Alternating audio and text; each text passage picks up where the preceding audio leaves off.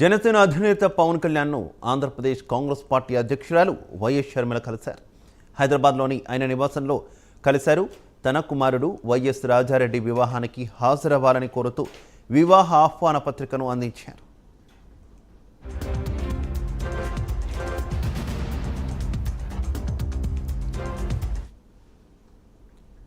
జనసేన అధినేత పవన్ కళ్యాణ్ను హైదరాబాద్లోని ఆయన నివాసంలో కాంగ్రెస్ పార్టీ ఆంధ్రప్రదేశ్ అధ్యక్షురాలు వైఎస్ షర్మిల కలిశారు. ఆమె కుమారుడి వివాహానికి ఆహ్వానించేందుకు కలిసినట్టు సమాచారం. ఇక ఇదే విషయానికి సంబంధించి మరింత సమాచారం మా కరెస్పాండెంట్ సాంబశివరావు అందిస్తారు. సాంబశివరావు. శివ, ఈరోజు ఏదైతే ఉందో పవన్ కళ్యాణ్, జనసేన పార్టీ అధ్యక్షుడు పవన్ కళ్యాణ్ ని వైఎస్ షర్మిలారెడ్డి ఈ రోజున తన వైఎస్ పవన్ కళ్యాణ్ గారి నివాసంలో ఈ రోజు హైదరాబాద్ లో కలవడం జరిగింది.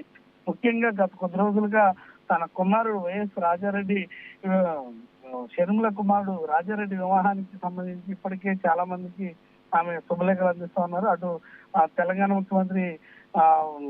ముఖ్యమంత్రికి అదేవిధంగా ఇటు ప్రతిపక్ష నేత ఆంధ్రప్రదేశ్ చంద్రబాబు నాయుడుకి, అదేవిధంగా పలువురు ముఖ్య నేతలందరికీ కూడా తను రాజారెడ్డి వివాహానికి రావాలంటూ కూడా అందరూ శుభలేఖలు అందిస్తూ ఉన్నారు.